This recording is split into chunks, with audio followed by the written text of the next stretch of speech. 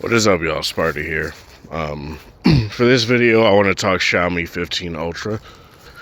I know it kind of took a while for me to get to this, but I wanted to wait until the global launch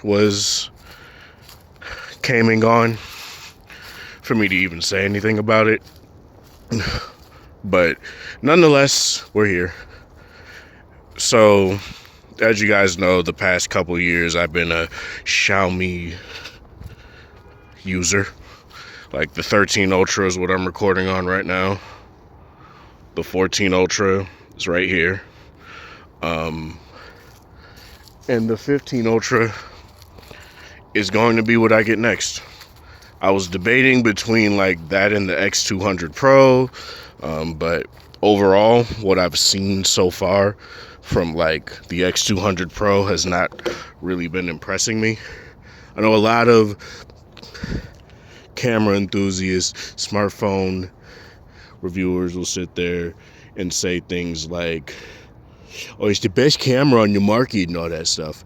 But from a lot of different photos that I've seen that come from it, it shoots a little too bright for me. So even though I've been sitting here contemplating year after year since like the X90 Pro Plus basically, about going between Xiaomi and Vivo, I'm pretty much sticking with Xiaomi.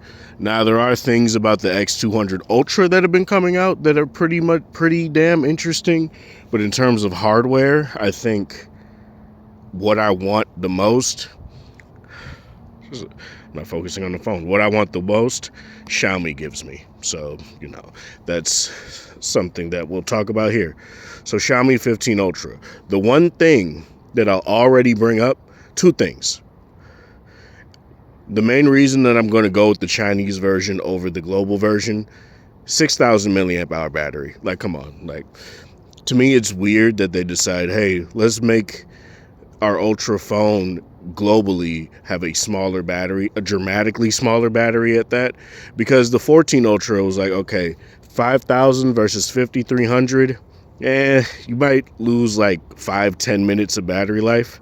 Or not 5-10 minutes, 5-10% battery life from that, but it's not dramatic to me, so it didn't really bother me. And I didn't think it was that big of a step down, rather. I still went with the Chinese variant of the 14 Ultra because I was like, may as well get more battery if I can get it.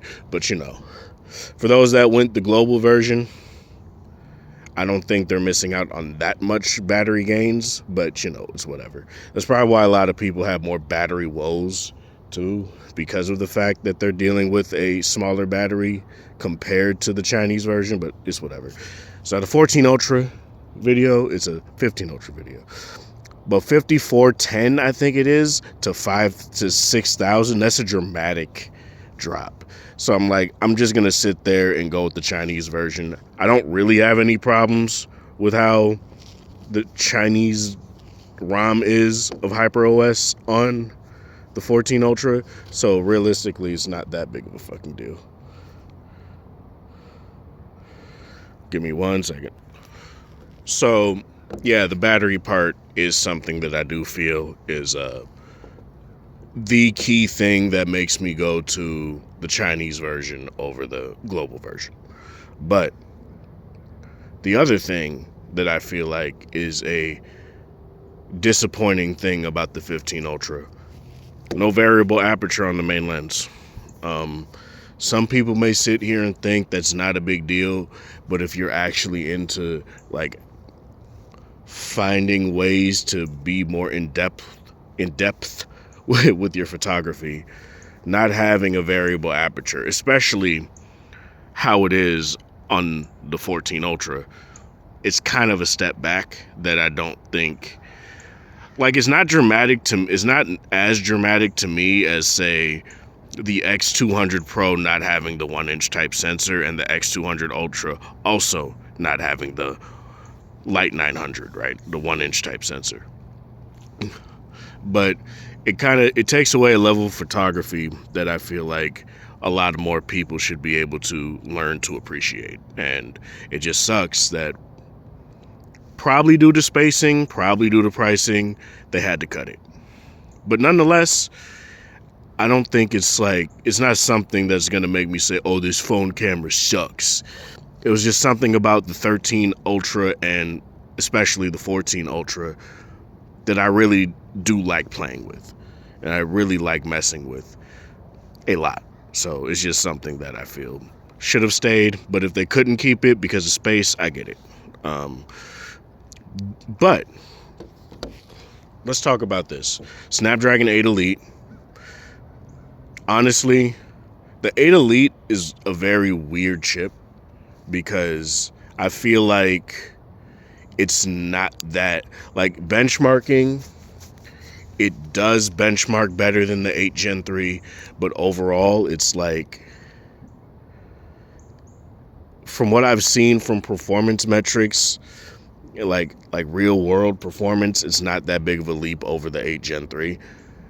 The Dimensity 9400, I feel like this would have been the time to actually, at the very least, have an option to go Dimensity.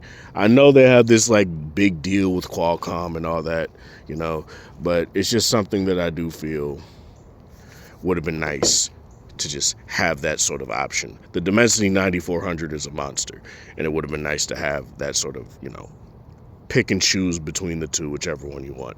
Ultrasonic fingerprint sensor, more durable. It has a colorway that looks very much like a classic camera, which I do like. I don't know. I'm very conflicted right now. I don't know if I want to go straight black or if I want to go with that chrome black colorway yet. I really don't know. But ultimately, we'll see when I get to that point. You get the same main sensor, so you get the Light 900 1-inch type sensor, f1.63 aperture, so that's nice. It's a fixed f1.63, like I said before, no variable aperture. You get the floating telephoto, so you get this here. And obviously the arrangement is that those three sensors will be down here. You have the Leica branding right there, and then you have the 200 megapixel 1/1.4 inch type sensor periscope that'll be housed right here. So I guess you just pick and choose what you want. It's very nice because this is something that I do think, this is what I wanted. I wanted to see Xiaomi pick that sensor up. Now my question was, are they going to make that a floating telephoto, or are they going to take a floating periscope like what Vivo does, or are they going to sit here and just keep the floating telephoto that's already on, say, the Xiaomi 15, and just have the best of both worlds? Say if you want the 15, it's very weird because you have the 15 and the 15 Pro, right? The 15 has the floating telephoto. The 15 Pro has the periscope. So, like this one right here. This one that's in the IMX 858, that's right. It might be an OmniVision sensor, I'm not sure, but it's the same, it's a similar thing where it just has this periscope instead of having a floating telephoto. So you pick and choose between those what you want. You want the smaller phone that has the floating telephoto that can give you very good macro photography capabilities, or do you want farther reach? And that's what a larger phone with farther reach. And then you go to the Ultra, you get all of that with a bigger phone. You get a 1-inch type sensor, and you get, it's weird because it's a hodgepodge between Sony and Samsung sensors. The periscope is going to be the Samsung HP9, again, that you see in the X100 Ultra, the X200 Pro, which you're going to see in the X200 Ultra. I don't know if Oppo is going to adopt this sensor. We'll see.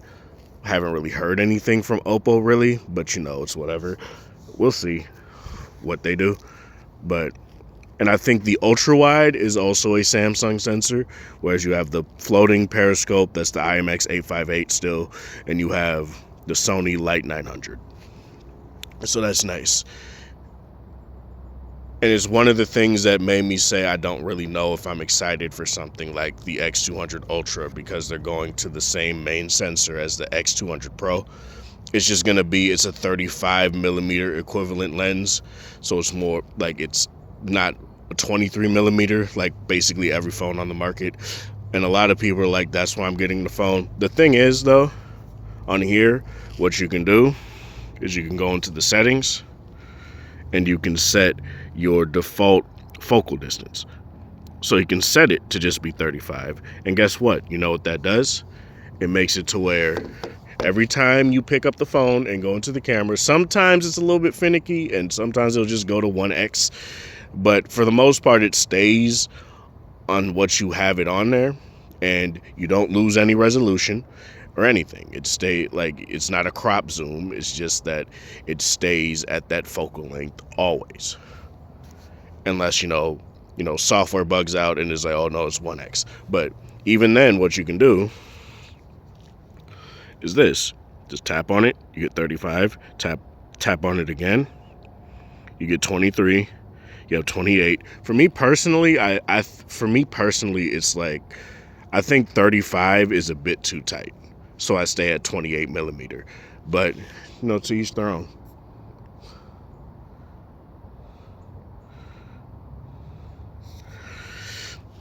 Ultimately, we'll see. But what the philosophy that I'm feeling that they're doing with this is that the periscope gives you farther range. So that's not going to be a floating periscope.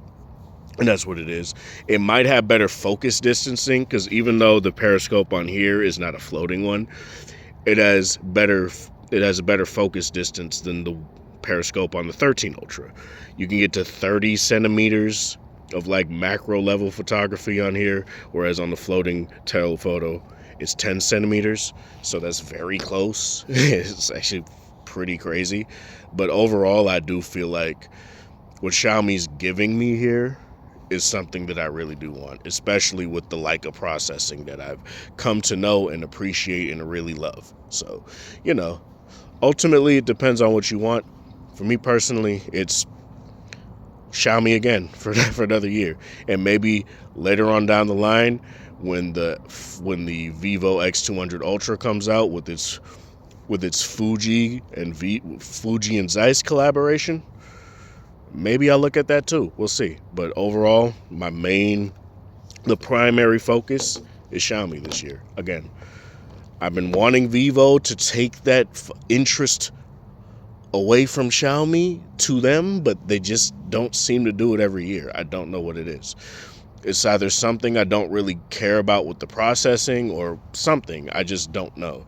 But every time I go back to Xiaomi, third year in a row. But maybe we'll see me get a Vivo or even an Oppo later on this year. We'll see. But that's all I really want to say with this. You can get it's like $1,400 base. It goes up to a terabyte, yada, yada, yada. They do all the marketing speak. I don't really care about the marketing speak, but I know the Chinese version, they're like, oh, the night mode is so good. These are night god cameras or whatever. It was stupid. It's kind of corny, but they didn't. I feel like they knew it sounded a little bit corny and cheesy. So in the global version, they didn't say anything they didn't call it night god cameras. Oh, and video, 4K 120 on the periscope too. And 4K 60, you can go between all of the lenses, no problem. And from what I've seen from videos of people doing that, it's very seamless. Like seeing the camera arrangement on that phone and seeing how seamless it is very great. It is like insane how seamless it is. It just doesn't make any sense, but they did it, and I really do appreciate that. Got 8K 30, don't really care. You don't have any limits on 4K 60. They didn't really, or 8K 30 as well. I don't know if they said anything about 4K 120, but they're really ratcheting this stuff up. And you have like seamless zoom, stepless zoom in the portrait mode too. I'm really going to test all these things out and compare all three of these phones, 13, 14, 15 Ultra, when I get it. But, that's all I really want to say for this one. Let me know what you guys think of this. What do you think of the 15 Ultra? I'm not going to sit here and be like, oh, it's the bestest camera on the market, because everybody does it. It happens all the time. Oh, Vivo comes out, X200 Pro, best camera phone on the market. It destroys Galaxy and iPhone and Pixel. Xiaomi comes out with the Ultra, it destroys Vivo. Like, it happens every time, except for like certain people, like they're neck and neck. And for me personally, I feel like Vivo just shoots too bright, so that's why I don't really jive with their processing. But it's whatever. Let me know what you guys think. This is Sparta. Thanks for watching. Thanks for the support. Hope you guys have a wonderful Monday, or whatever time of day it is in your area. Have a good one.